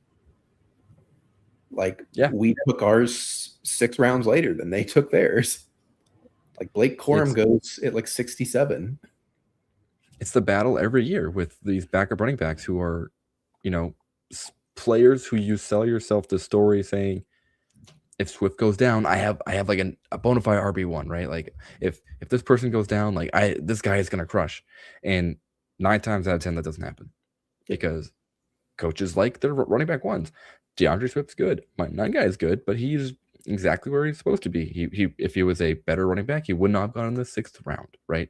So it's just waiting on that same player, I think, is an excellent point. Also, oh man, like Rico Dowdle, what do you do? Chuba Hubbard, like, what are we doing? Guys may not be starters. They should be, but they may not be. Like, we don't know what's happening with Pollard. We don't know where Price is going. We don't know if Tootin is the starter. He could be a very expensive backup. Ramondre is like half starter. Kyle's a half starter. Corum's a half starter. Algiers a free agent. Like, these are all question marks. The instant you're past Quinshon Judkins, and I guess Javonte, he's just not as fun. And maybe Swift, but Swift doesn't get as much of the workload as you'd like. But like, once you're past that point, it is completely open. And so like taking the first of those guys doesn't do anything. They have just as much opportunity as some of the late guys that we took. Like, is Tajay Spears going to be the one? No. Is he going to play and get the ball and get receptions? Absolutely. He's not getting cut. He's on a rookie contract. Like, JCM's not getting cut. He's on a rookie contract and played fairly well. Mike Washington's getting drafted day 2, almost certainly. Dylan Sampson is playing. Kamani Vidal is playing. J.K. Dobbins is going to get a job somewhere. That's kind of all you're looking to do when you go anchor RB early. You're just looking for guys to touch the ball. If they score in the right weeks, you win a lot of money. But you have no control over that. None of us have control over when these guys score points. That's why you draft it, because if you draft it perfectly, you win $1 million sometimes. And truly, we said at the top of the show, it's a percentage-based game. Like, it's an odds game, possibilities game. If you're picking players who can touch the ball, that helps you out. Yep. Speaking of people who are touching the ball, I don't think any of these guys are really touching the ball that often. But I think it's just Jalen Noel anyway, because of people who are going to have a big play. Yeah. Be him or Bateman. And I think he also can score a punt touchdown. Our good old Chimere Dike angle. Yeah. Like Washington, Hollywood, Tillman, Pop, Williams, Jalen Lane probably has a job.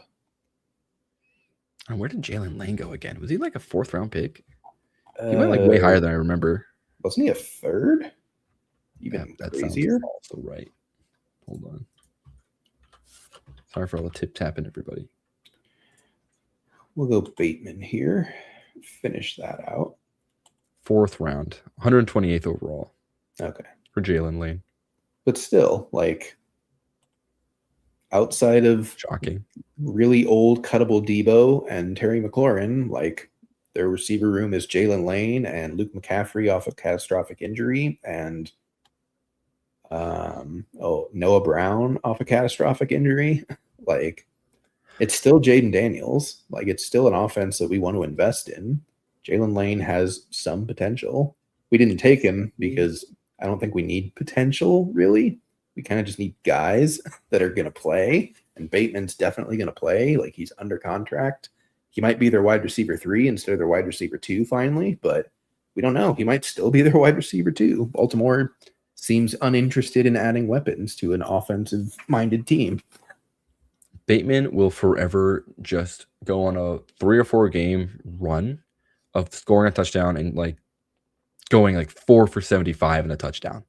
Yep. No reason. And just put up just a solid like wide receiver 2 week and then just fade into obscurity once again. Yep. What I'm hearing about the Commanders offense right now is that the door is wide open for Ben Sinnott, baby. He's coming back. Now's our chance. I unfortunately do not think he is the Senate.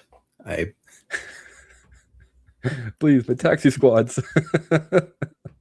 I need something. I won't say he's dead. Tight ends break out year 3 all the time.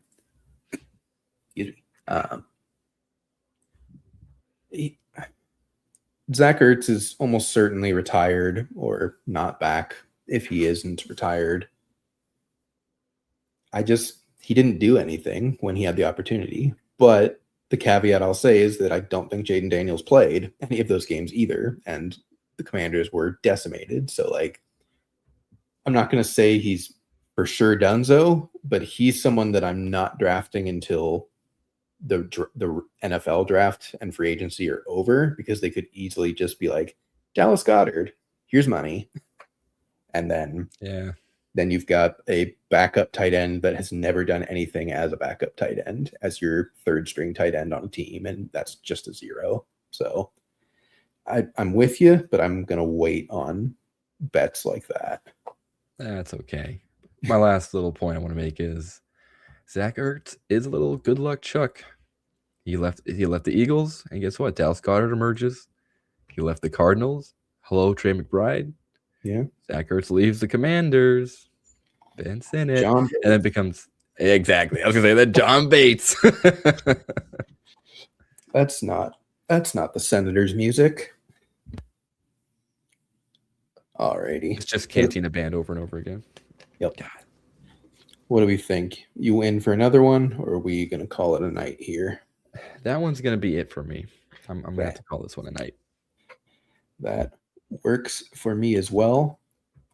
Folks, we appreciate you tuning in. As we have said, we will be doing lots of these streams all summer, hopefully weekly, possibly multiple times a week. Still kind of working on the cadence on that, but definitely excited to draft a lot of these teams, excited to talk through the landscape as it shifts, as things happen in the actual NFL. Free agency is closer than you think, and the draft is closer to free agency than you think. So there's going to be a whole bunch of shifting happening in the next 2 to 3 months, and it will be a fun time to draft as that happens.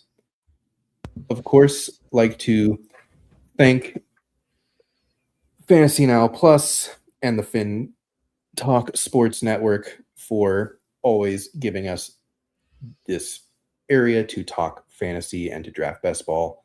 We appreciate their support. We appreciate your support. Please like the video, subscribe if you haven't already. We have lots of content loading for you, lots of fun stuff. We really appreciate everything that you're doing for us. And that is going to do it for us tonight. Have a great week. Enjoy the Super Bowl. We will probably be streaming around the Super Bowl, either Monday or Saturday or something like that. We'll let you know as we get closer. But for now, signing off. Have a great rest of your night, y'all. Bye. Thanks for listening. Be sure to like and subscribe wherever you watch or listen to podcasts. We'll be back next week for more ways to win your league.